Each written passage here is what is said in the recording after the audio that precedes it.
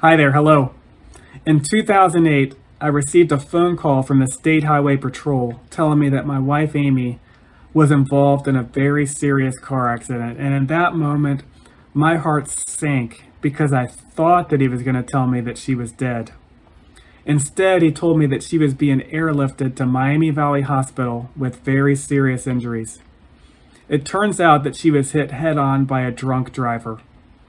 The end result was a broken ankle, a broken leg, a broken pelvis, out of work for months, and financial ruin for our family. And so the question was, why would God allow something like this to happen? Today, I'm tackling a long-time criticism of Christianity. Epicurus, famous Greek philosopher about 300 years before Christ, articulated the criticism like this.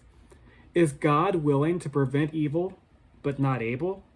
Then he is not omnipotent. Is he able, but not willing? Then he is malevolent. Is he both able and willing? Then whence cometh evil? Is he neither able nor willing? Then why call him God? In other words, if God is all good and all powerful, then why does evil exist? Why do children get cancer? Why do people rape and murder? Why do natural disasters kill so many people? Why doesn't God step in and intercede? Now, I can't possibly give a full response in these short videos, but I would like to hit a few bullet points. First of all, I'd like to start with the fact that this is a sincere question, but it is also what you would call a loaded question. For example, what if I was to ask you if you've stopped beating your wife? If you answer yes or no, either way, you are admitting guilt. The question is worded in a way that assumes you are guilty. In the case of the problem of evil, the question assumes that God is only two attributes, all good and all powerful. But he is also all-knowing, all-wise. He's eternal, omnipresent. He's transcendent, sovereign, authentic. He is personal, and he's outside the box of time and space. Furthermore, this question also makes an incorrect assumption about what it means to be good. It assumes that if you love someone, you will never let them endure anything that is painful. But any parent knows that it is sometimes good for their child to endure a short-term trial in order for a long-term benefit to occur. Be that as it may, I would like to address the criticism. And the first point I want to make is that God did create a good world, but humanity corrupted it. You're probably already familiar with the story of creation in Adam and Eve.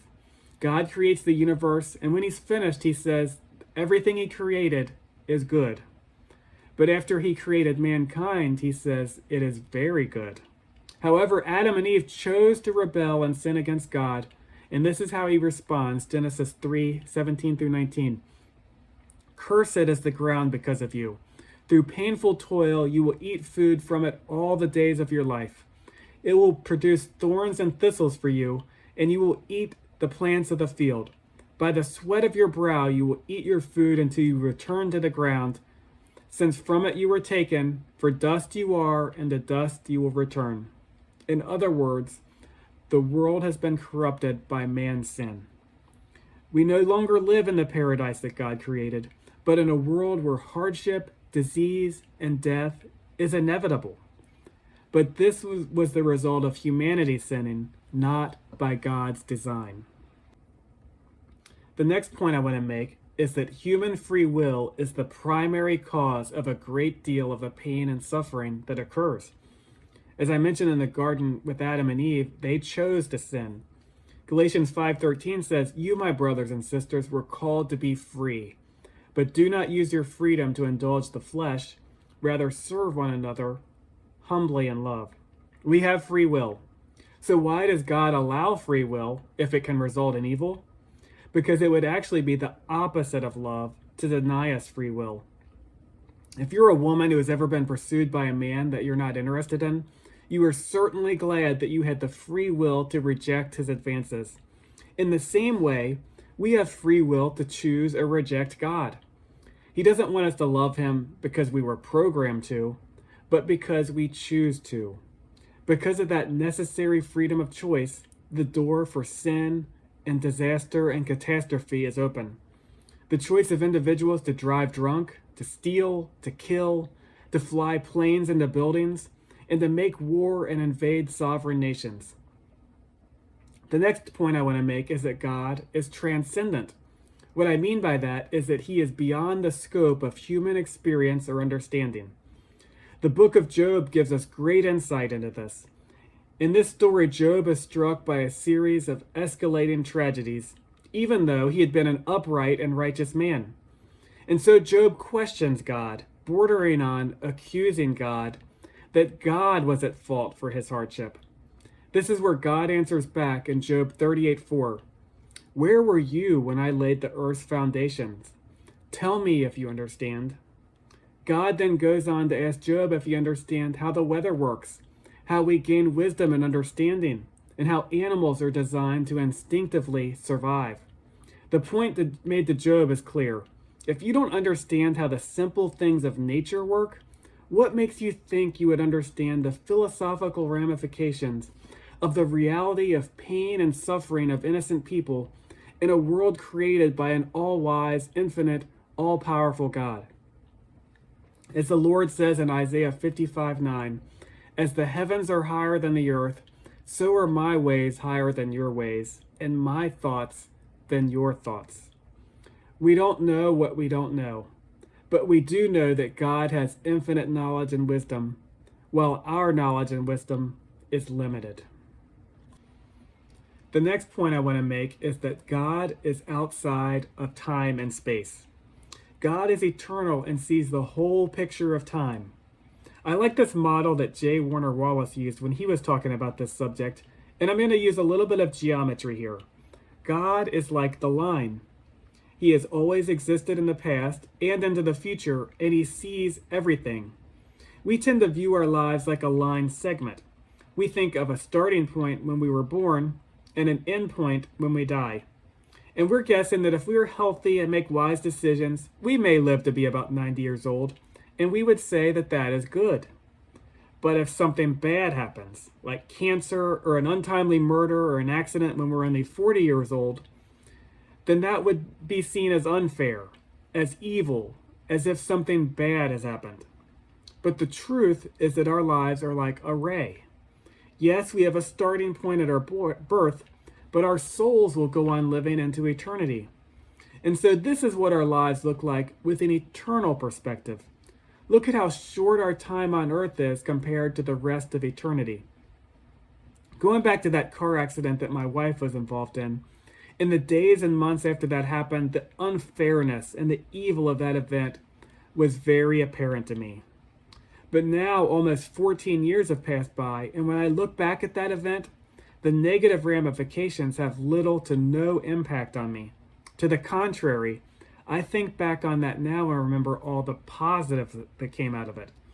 Being the benefactor of an amazing provision from God, growing in my faith, and reordering my finances into a workable formula. But how short is 14 years compared to 100 years, or 1,000 years, or 1,000,000 years, or even all of eternity? A season of pain is nothing in the context of all eternity. And while we tend to focus on the moment, God is eternal and sees the whole scope of history. And my last point is that God can and often does bring about good through bad circumstances.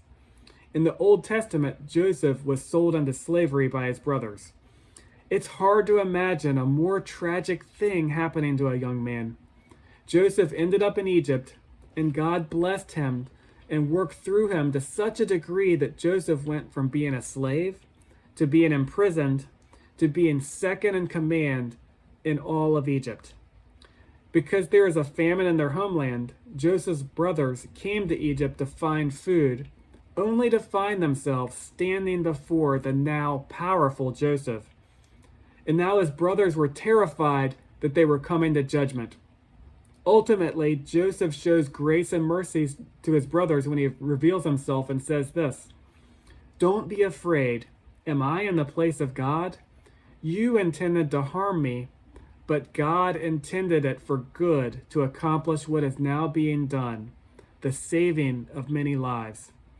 God used Joseph's tragedy to save an entire family and a nation, something that would not have happened had it not been for Joseph being sold into slavery. In the same way, about 2,000 years ago, people looked up at a cross and they saw Jesus, who was being dealt the greatest evil and injustice of all time, and they thought that they were looking at a defeated man. But on the third day he rose again, and that great injustice turned into the greatest victory for mankind. We have a God who knows what it means to suffer, who has been through the fire himself. I look back on that car crash that Amy had a lot differently now than I used to. The way that God provided, the way that money just seemed to fall from the sky from the most unexpected places was truly remarkable. And I realize that the next time a tragedy strikes, God may not provide in that same exact way again on this side of eternity, but I do know that it will end up good in the end. As 1 Corinthians 2:9 says, what no eye has seen, what no ear has heard, and what no human mind has conceived, the things God has prepared for those who love him. God bless, friends. Have a great day.